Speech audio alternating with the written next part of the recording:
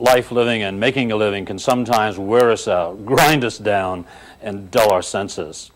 So for a keen mind and a sharp contributive edge that can make it all easier and better and more productive, let's take some time to sharpen our axe. Stay with us right now for Life Talk.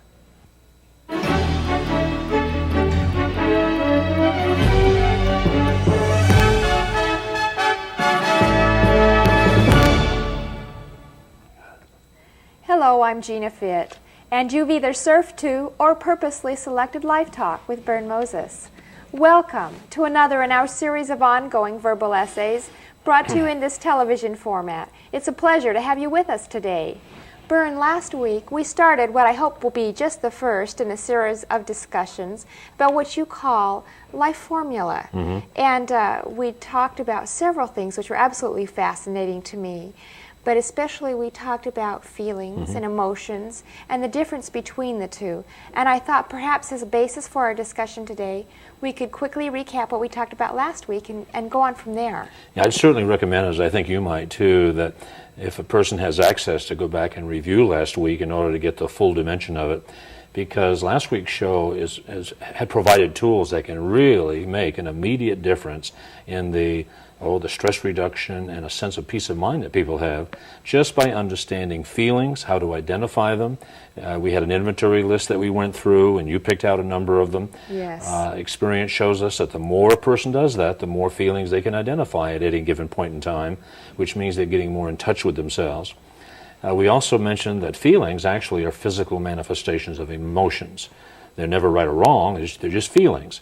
And it's a way that the mind has, or the subconscious mind, of communicating with and to and from the outside world. And it affects our behavior. Behavior affects our feelings. Need not, however, once we understand that all feelings, hundreds, perhaps thousands of them, are emanating from just one of two primary emotions. And we identified last week that the primary emotions, and there's only two, despite what we read in novels and even self-help books on occasion, two emotions, love and fear. The idea would be that it's a whole lot easier to deal with two issues than it is hundreds. Now, we said that if that was true, all the feelings that you marked and felt during the exercise that we did could be identified with one of the two emotions, and indeed they were. We then quickly proceeded to the time lifeline, which represented the time and the energy that you and I and all the rest of us are going to expend between this moment now and that questionable place in the future when we cease to exist. That's when we die.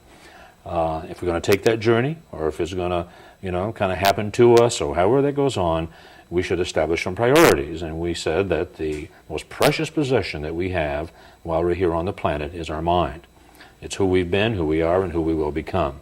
It's incredible, and we'll discuss a little bit more about that today or the next time we get together. Second most important thing was life itself. That is the time and energy that we have access to. Third most important thing was the now.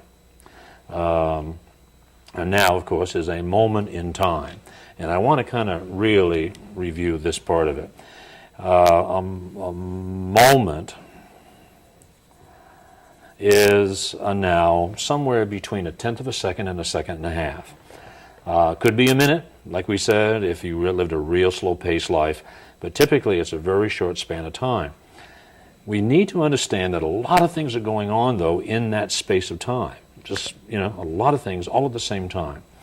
We mentioned that every person on the planet, in every moment of their life, awake or sleeping, were in an emotional state. We also know that in every moment, at the same time, we are functional beings. Now, at a cellular or socioeconomic level, we're functioning in some way or another. At the same time, we are also posturing beings, and we'll explain what that's about in just a few moments. At the same time, in the same moment, since there is chaos all about us, we are subject to change. Okay? And at the same time, we are all in a primal state every moment of our life. Now, we said that's pretty confusing. Oh, absolutely. That in itself would create a very stressful circumstance, and you wonder, how in the world we cope with that? Well, we've adapted. Now, there's nothing wrong with adapting. It's just that there may be a better way, a system. We realized that if we could start cleaning this up somehow, that life could be a whole lot easier. And what we've done, numbers of years ago, I established in my mind the beginning of a formula. Now, in order to allow people to get in a good state and stay there the major portion of their life. Now, the idea being if you can have a good, quiet, comfortable, peaceful, love-filled moment, and then have another, and another, and another, which is essentially what will happen when you get into the moment. See, most of our stress and confusion and anxiety is caused by the past and future. Now, what has happened and what we're afraid might happen. You know, that sense of uncertainty. And so if we can focus on the moment, and clean this up somehow. In order to do that, and to find a formula that could do so much for so many. As a matter of fact, I've had thousands of people, tens of thousands nationally and over the hemisphere, say that if everyone had seen, understood, and practiced this, maybe they have to see it once or twice or 3 times to really grasp it. But the thing of it is, once it's there, this would be a different, better, easier going world and a lot more productive. So let's examine it. To do this, I expanded the moment, to take it up to a big one. It was going to be this big, we'll say, and so this will be part of that circumference, okay? I'm going to take the time lifeline that we had and segment it into 5 segments. Now, there's going to be 1, 2, 3, 4, about 5 segments. We're going to separate those factor lines with this sign, which I intended initially, and still do, to mean a harmony of dichotomies. Okay, well, that's an interesting way to put it. Yeah, and it's pretty sound too. A harmony of dichotomies, and a dichotomy, as you know, is exact opposites. All right, and what that formula consists of are primary emotions and functions and postures and changes. Okay? So in order to create the formula, what I wanted to do is to go into my moment and go ahead and take out emotions. Just kind of, not going to get it all, but we can kind of clean that up just a little bit, make it healthier than it was. Okay? Take out emotions. When we bring it out, turn it over, look at it carefully, and realize that emotions are dichotomous. In other words, in every moment, we are either in a love mode or a fear mode. Never both at the same time. Mm-hmm. Okay? But then switching back and forth, either for extended periods of times or quickly. Yeah, vacillating Yes. up and down. Like we gave a little illustration of it last week, how some people just go up and down, above and below the line. Some people live below the line. All and the the time. intention is for this is to get us above the line and keep us there, to stay in the love mode, and all of its attending factors. Okay? For example, we want to clean this up a little bit more, so we go back in here and we take out functions. F-U-N-C-T-I-O-N. We take it out. It's muddy, but it's cleaner. All right? We take it out, split them into their dichotomy. And that was in the function that's in concert with love is contribution. Okay? Contribution essentially is that moment when we are essentially outside of ourselves in a selfless state. We're outside of ourselves, educating, elevating, enhancing, or enriching something or someone else. Okay? It's a nice place to be. However, if something occurs, if the earth moves under our feet, a shadow flicks across the wall that we didn't expect, or someone rolls their eye in just a certain way, we can pull back in, okay, and go into what we have to call survival. Survival. It's somewhat of an irrational state because what this means that the subconscious mind feels, we're in jeopardy, we may die right now, which is ludicrous, but you remember the subconscious can't see, hear, feel, smell, or taste. All it goes by are the feelings that are coming to it, all right? And so everyone who's watching this now, or perhaps listening to us on an audio cassette, can check in. See, in other words, right at this moment, are you in contribution or you're in survival? Now, you might say, well, how can I contribute just sitting here watching you talk? Well, the fact of it is that's exactly what can go on. There can be attentiveness, involvement, a sense of togetherness that can come from it, or you can kind of sit back and get suspicious, wondering where I'm going next. But at some level, you're contributing or surviving every single moment. You see, we may not always know if we're in love or fear, but we may be able to check in and say, okay, I'm in contribution, therefore I'm in Love. the love mode. See? Or if I'm in survival, if I'm anxious about something, I'm obviously afraid of something. Okay? Now, to clarify it even more, we go back in and we take out postures. P-O-S-T-U-R-E. Okay? Bring them out, turn them over, split them into that dichotomy, and the posture that's in harmony with love and contribution is response. Okay? And those response, semantically, essentially, is where you're able to move to something and open to it and embrace it. In other words, you're comfortable with it. But if you're not responding, okay, there's a tendency to pull back and to cover up, which we'd have to call a reaction. And so once again, at some level, okay, cellular or socioeconomic, somewhere in there, you're responding or reacting every single moment. Okay? Now, once again, to clear it up more and to continue with the formula, we go in and we look at changes. We take change out of here. Okay? Getting kind of clean, isn't it? Oh, Cleaner. yes. Yeah. Take change out, move over here, and split it into its dichotomy, and the change that's in concert with love, contribution, and response is adjust. Okay? Now, it's then that point of time where we're making adjustments, which only we humans can do. In other words, an adjustment is a purposeful, cognitive, intellectual choice to do something differently. And if it's a choice, I would think it would be something better, more productive, more worthwhile, more goal-achieving, if you would. It's a nice place to be.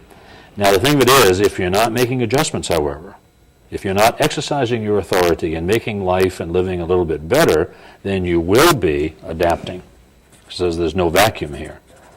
And so we can check in and say, what am I doing right now?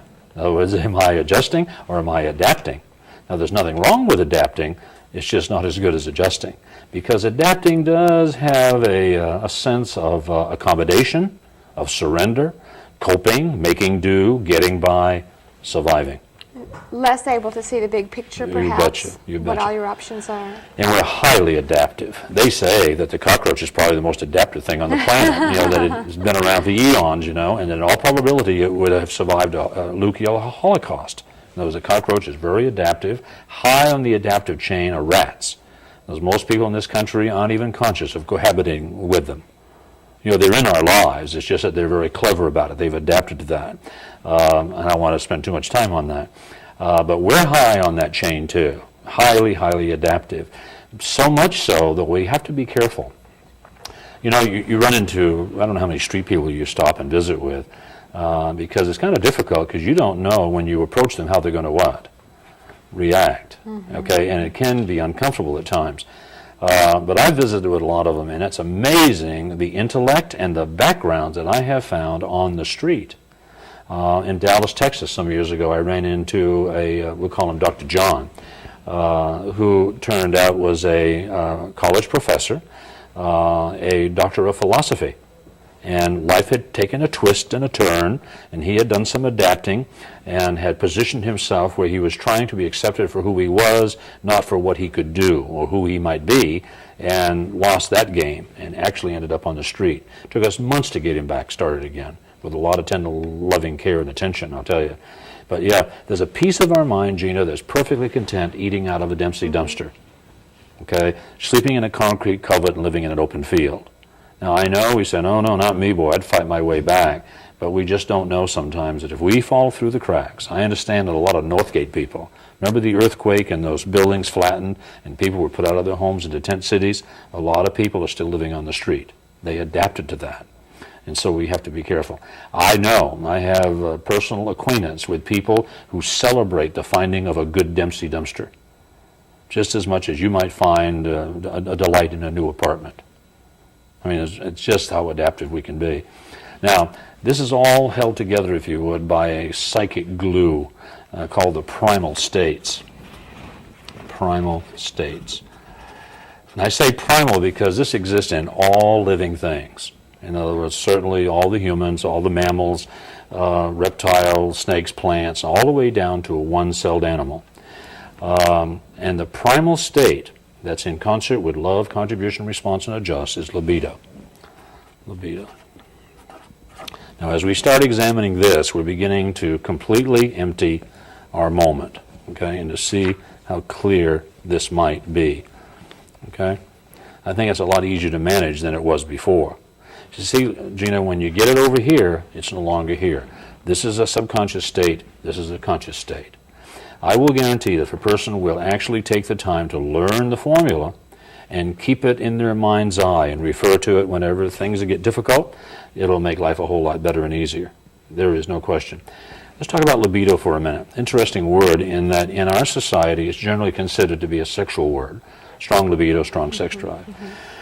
That's essentially true since the Latins got a hold of it. Those rascals, those Latin lovers, you know, they get a lot of that stuff. But the thing it is, in the ancient Greek, by the way they communicated about this state of existence, was that the Grecians in their intellect recognized that all living things had an innate need to be. Okay? And that was just to be. You add intellect to that, and they want to have always been and to always be. For example, you can take a one-celled animal like a paramecium or an amoeba, and if you can isolate it under a microscope and probe it, it's going to react. It'll try to survive. Okay? If you leave it alone, what will it do? It propagates. It makes two cells. See what I'm saying? Or it'll align itself with another cell and create a third. Okay? And that's libido. Libido intellectualized, as I say, would want to have always been, therefore might create a past life that may or may not exist, and would tend to create a future life that may or may not exist, because we don't know that we know. I mean, we're dealing with faith here, and that's not the subject of the day, but libido has the capacity for that. Its dichotomy, and it has to have one, is mortido, M-O-R-T-I-D-O, mortido. And what mortido is about is returning to source. It's not about non-existence at that level, but returning to source. It's in a form of death. But the thing of it is, if we believe there's a past or a future life, and that indeed we're spiritual beings, there is a sense of our continuance. Therefore, I just think you understand what I'm saying by return to source. And so then we begin to have a formula. Now we have to take particular note of these because they're so powerful. They're like chemical engineers, and they have their own little chemical plants, if you would, manufacturing plants. And what we're saying is that if you are in a love mode a lot, okay, contributing to the world and the people in it that are around you, outside of yourselves, responding to circumstances instead of reacting, okay, and making adjustments. That sense of being an authority in your life and being in command, not in control, but in command, exercising choice and will and what have you. Libido goes, whoa, I like this. This is wonderful. If this is the way life is, I want to live what? A long Forever, time. yes. And so what it does, it manufactures enzymes and endorphins and spews them into your brain and bloodstream, and it makes you feel just wonderful.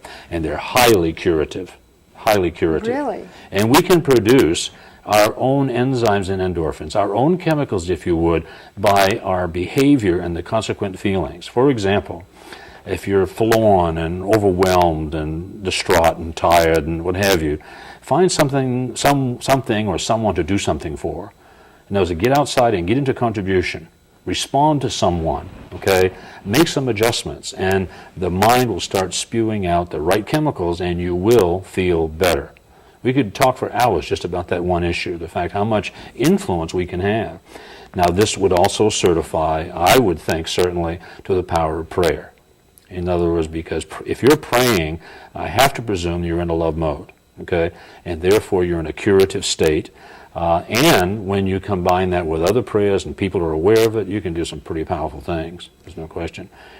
Now, mortido, say, if you're in a fear mode a lot, always surviving, reacting, having to adapt and get by and succumb, it kind of says what? I don't like this. This is no fun. Yeah. I want out. Yeah.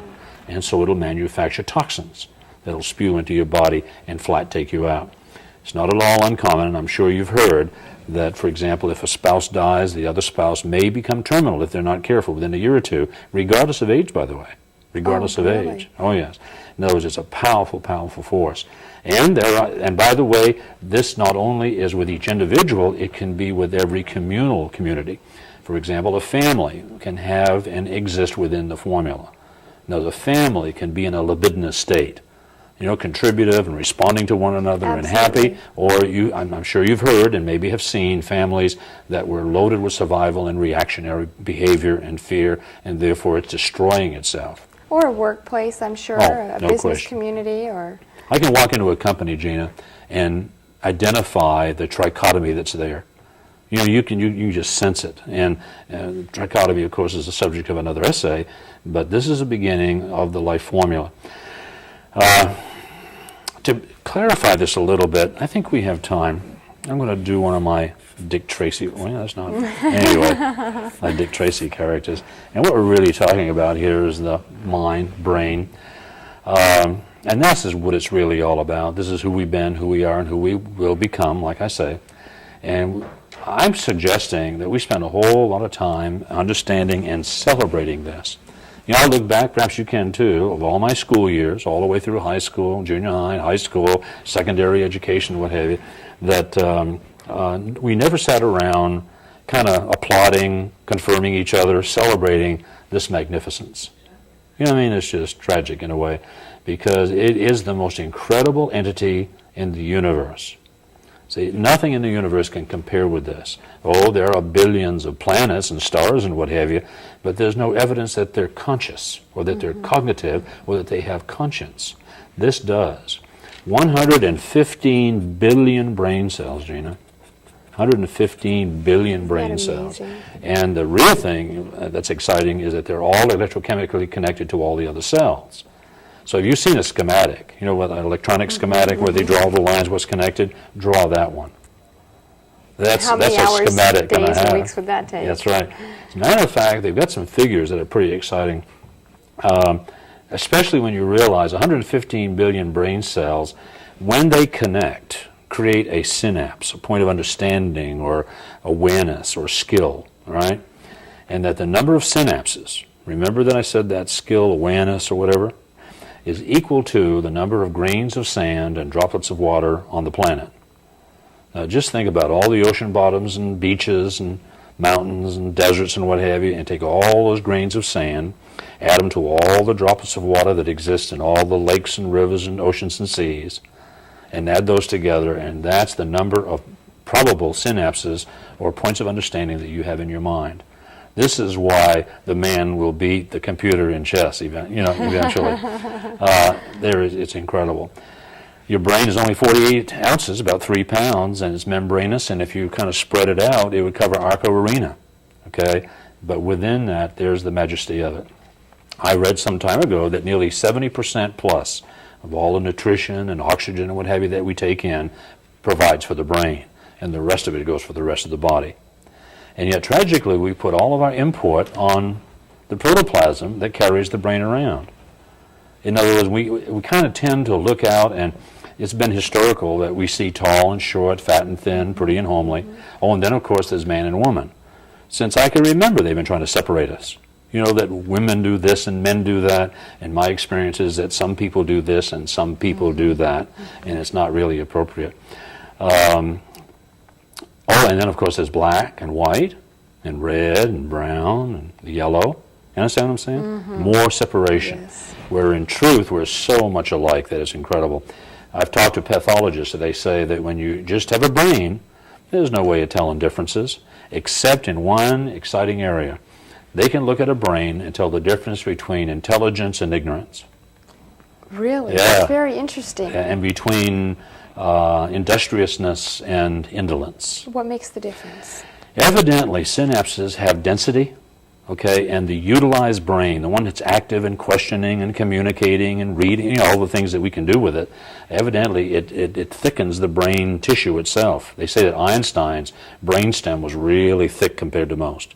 And so they can tell the difference by how that brain is being used. And that's exciting. They found out more about the brain, I'll bet you, in the last 6 months than we've known in the last 6,000 years. So you're saying we could exercise our brain Oh, absolutely. and become more intelligent? Absolutely. Absolutely. And they're finding more and more how to do that. Spinning is helpful. Have I ever Really? told you that before? Yeah, spinning. If all of our viewers would get up in the morning and do a few spins, okay? I understand it should be counterclockwise too. Yeah, counterclockwise. A good spin in the morning, and the brain becomes alert and is stimulated, and it's easier to learn and to remember and to hold on to thoughts and ideas. Kind of exciting. Well, if you don't become alert, I guess you fall down. Yeah, exactly. I find I get a little dizzy, but now I'm up to 6 or 8. Oh, No, wow. seriously. Here's the thing. This is where the focus should be. I'm inviting people to join me in being mind conscious. Like when you encounter someone, get past the stuff that we'll talk about next week and connect with the potential, the capacity, the wonder of it all. And there would be less and less non-people, less and less prejudice, less and less judgments made, less and less generalizations when we realize how much we really are alike and that the differences seem to lie in the protoplasm that's limited, if I can take a moment, to only one of 3 primary things. This is wonderful. I mean, you look great, and, you know, all right. But anyway, this protoplasm is for perambulation. Perambulation. And what that means is to get the brain around. So we can turn around, look behind that curtain, go through that door, and walk across that horizon. Mm-hmm. That's what the body is for, to get the brain around. Or to propagate. As a piece of that brain wants new brains, and so it uses our body to do it. Okay? And then the other thing is to perpetuate the environment so we can continue to exist. Okay? And that's all the body is for. So we've got to get more serious about the mind itself. It's kind of, I don't have time in this particular show to make all the analogies that are necessary, but I think it's important to begin to learn the formula. And if people want to write in, by the way, to the show, which is Life Talk, and it's at 1-800-661-3490. If they just call, we can send them a card that's portable. They can put it in their wallet or put it up over the visor in the car that reminds them where they are. And next week we'll be talking more about how to use it effectively. Okay?